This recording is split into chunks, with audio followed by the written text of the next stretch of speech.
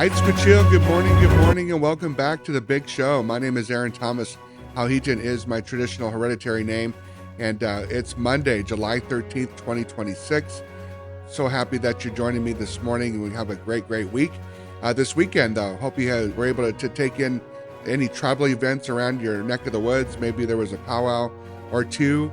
This weekend was also the Teresa A. Mike Scholarship Foundation event hosted at the Agua Caliente Resort and Casino in Rancho Mirage. I want to give a big shout out to the foundation that helps raise a ton of money for tribal students all around Indian country.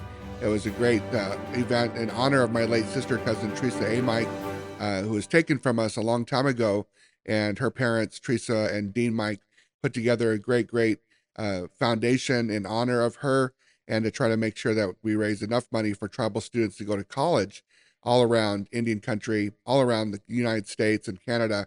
So again, thank you so much for a great weekend. Before we dive into today's major headlines, do me a quick favor, hit that like button, subscribe to this show, and share this podcast with your community. Thank you. Now, sovereignty, that's what we're here for. It's a daily sovereignty report. It's not just a word, it's an action, and keeping up with the news is how we stay informed. Now let's get right into today's top stories. We start this morning with an urgent administrative battle. According to reporting by Tribal Business News and the Native American Finance Officers Association, tribal leadership spent this past weekend racing against a crucial July 13th deadline, which is today. At issue is the proposed overhaul of federal grant rules by the Office of Management and Budget. Tribes, including the Southern Ute Indian Tribe, are fiercely opposing the changes. They argue that federal agencies are misclassifying historic legal treaty obligations as mere diversity and inclusion initiatives. Now, this misclassification has already led to critical infrastructure funds being wrongfully withheld. Now, why does this matter? Virtually every tribal infrastructure, education, and healthcare program relies on these federal grant structures. True self-determination requires administrative sovereignty. When the federal government forces tribes into complex corporate frameworks, it violates the historic legal trust responsibility owed to sovereign Native nations as political entities. Moving to energy independence. According to the United States Department of Energy, a massive $50 million funding opportunity is closing on July 24th. This money is dedicated to tribal-led clean energy development and community power grids. Now, for tribes, this matters because it provides a pathway for away from some expensive utility rates that are usually set up by the state's Public Utilities Commission. By funding community-owned microgrids and solar arrays, tribes can exercise true energy sovereignty. And all this stuff is designed to try to make sure that the independence for energy is there for tribes. Next, a major legal setback in the West. According to Courthouse News and legal documents hosted by Turtle Talk, a federal court has denied an emergency order filed by the Gwaitu Paiute Tribe. The tribe sought to halt a federal helicopter roundup and permanent removal of over 600 wild horses from their ancestral homes here in California. Chairman Shane Saluk stated that the tribe is actively appealing, arguing the federal government failed to conduct meaningful nation-to-nation consultation. This matters to tribes because the operation that directly threatens sacred cultural resources and petroglyph sites without giving the community an equal seat at the table. This is a direct hit to land sovereignty. Now, land sovereignty means a tribe has the absolute authority to steward its own ancestral footprints. When federal agencies push forward with land-disturbing actions without genuine government-to-government consultation, it undermines the tribe's legal right to protect its own living geography. But there is positive news on the land buybacks. According to Tribal Business News, the USDA has reinstated $127 million in land access grants following a recent court order. This includes major awards to two prominent Native-led organizations. For tribes, this funding provides the financial teeth to buy back, manage, and utilize agricultural lands that were historically taken from them.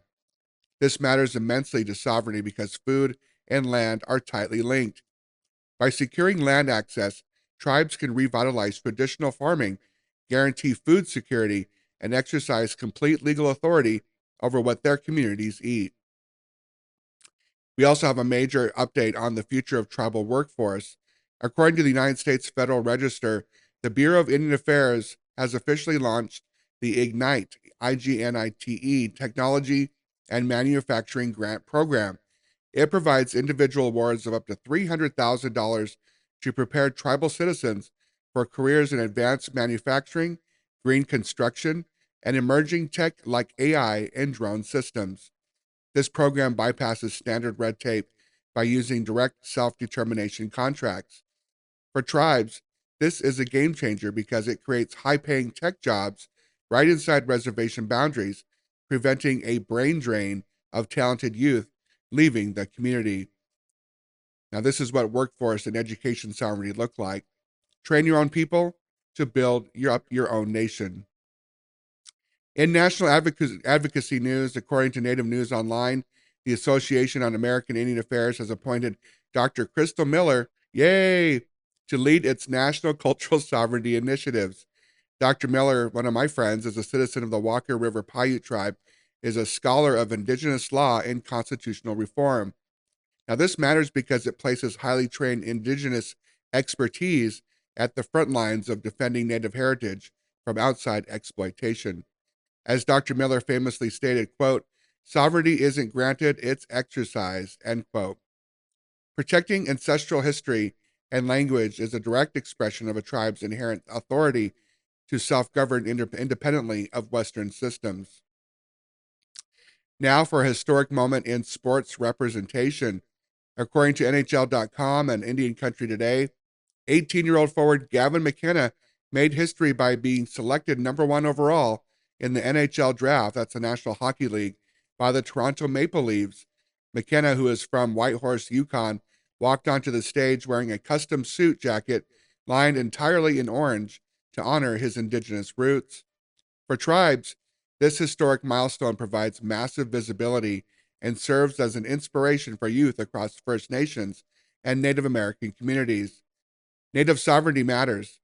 McKenna's open display of Indigenous pride on a global stage reframes the national conversation, rejecting historical erasure and showing the world that Indigenous youth belong at the highest levels of global sports. Now, tuning and turning our heads to emergency management, according to the Department of Energy's Office of Indian Energy, federal emergency updates are warning of heightened infrastructure risks across Western and Plains tribal reservations. Extreme mid-July heat waves are colliding with unpredictable monsoonal storms, creating a severe risk for flash floods and wildfires. Tribes are currently utilizing federal mitigation grants to reinforce roads and power lines.